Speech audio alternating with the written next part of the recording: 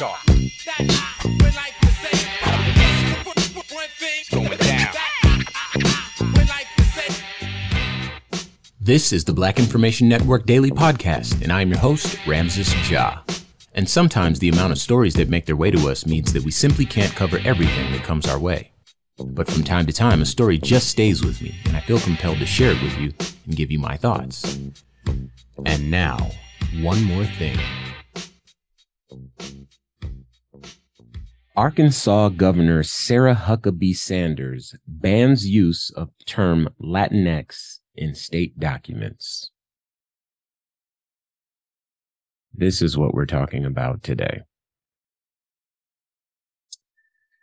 Whew. Now, those of you familiar with Sarah Huckabee Sanders know that this is definitely something that is in her wheelhouse. These sort of divisive things, these non-inclusive things, and so forth. But, you know, there's a lot of people that feel the way that she feels. And she is the one who has enough power to make a decision like this. And this just kind of lets me know that we need to have these conversations. Because, oh, how soon we forget. I'm going to do a little bit of reading from CNN Politics, CNN.com, if you want to check it out. But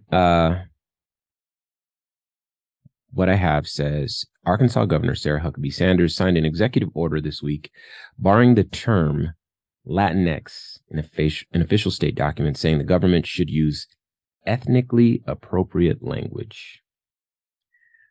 She goes on to say the government has a responsibility to respect its citizens and use ethnically appropriate language, particularly when referring to ethnic minorities, the executive order read.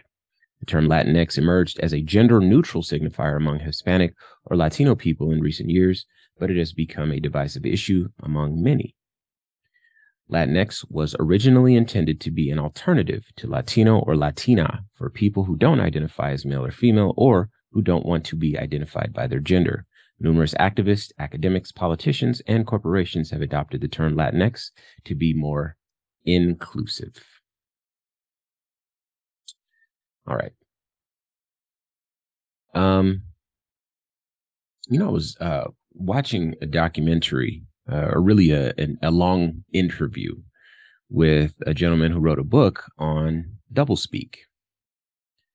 This was recent, and I sent this link to my older brother, who is an MC. He's in a group called Dilated Peoples. His name is Raka. If you want to look up Dilated Peoples, that's my big brother. And he and I, we send stuff back and forth all the time.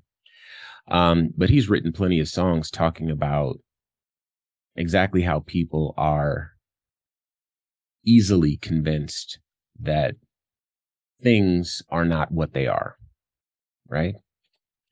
I remember a story where the gentleman who wrote this book said that,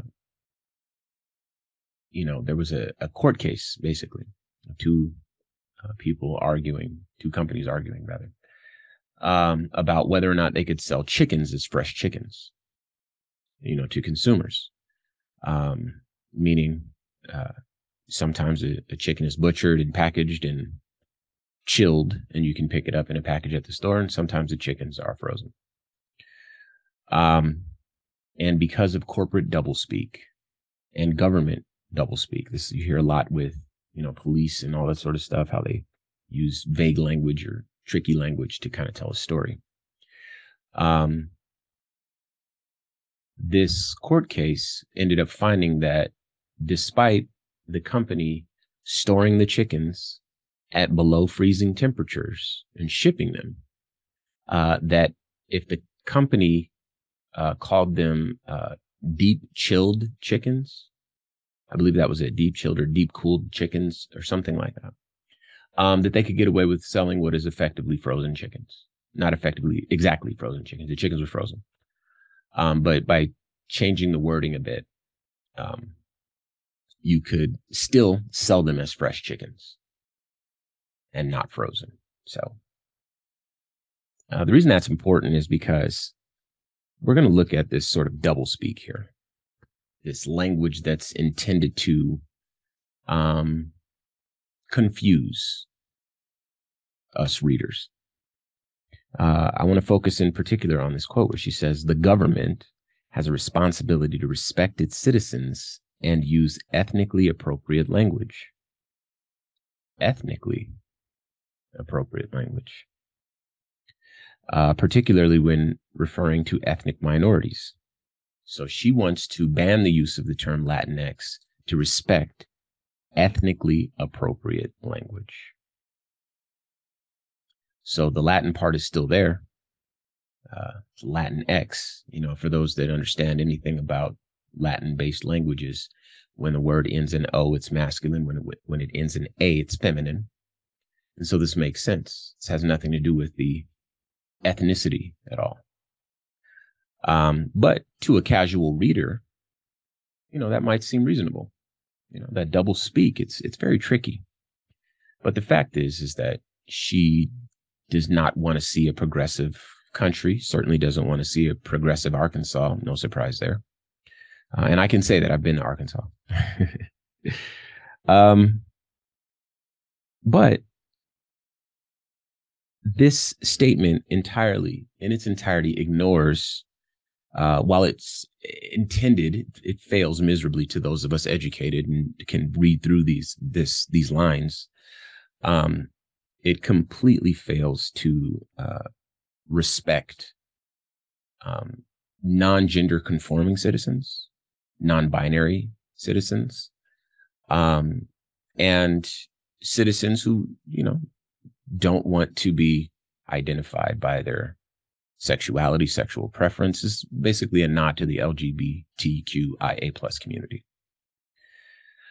Now you may be listening and think to yourself, well, whatever, I got my own problems. I'm not worried about those people's problems. Or maybe you stand in opposition to that entire community because of your upbringing, religious beliefs, whatever that is, whatever the case is, right? And this is what I brush up against a lot. A lot of times it's Christian people. I was raised Christian.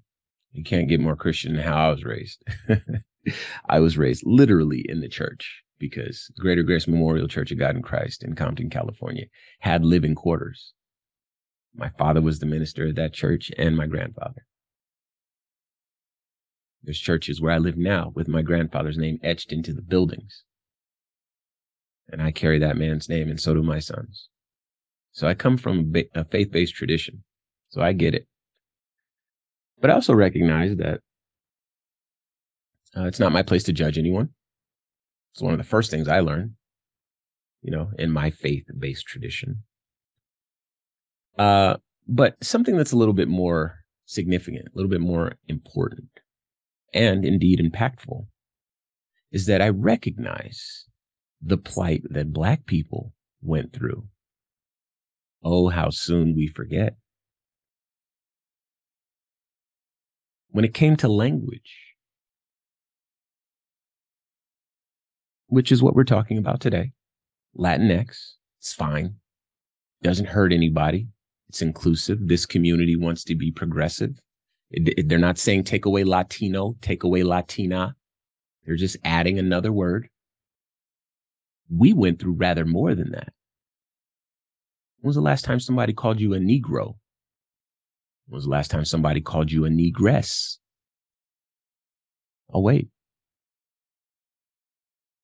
You recognize that we had to live through a changing world in order to get to where we are now, to be respected on our terms, to live in a society that's a little bit more fair than it was 50 years ago.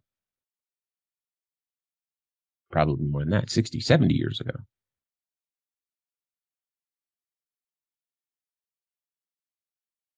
And I feel like this breakdown is problematic. This is part of the reason why I do my best personally, and I take my sons to stand in solidarity with communities that are fighting for these little simple things. Our Native brothers and sisters, for many years, did not want to be represented as team mascots, Redskins. That was a long fight for them to get the respect that they decided was appropriate for their community. And everybody was surprisingly okay with it for a long time. And while I'm here, I do want to mention that right now, I'm recording this on unceded ancestral lands of the Akima and O'odham peoples, and what you know of as Phoenix, Arizona. Why not stand in solidarity? I learned from Fred Hampton, the Rainbow Coalition. There's a lot more in common than what makes us different.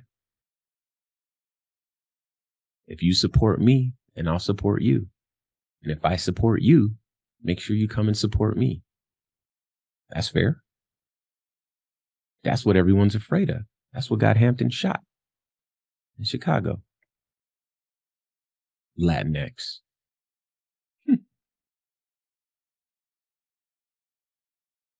So talk to me. What do you think?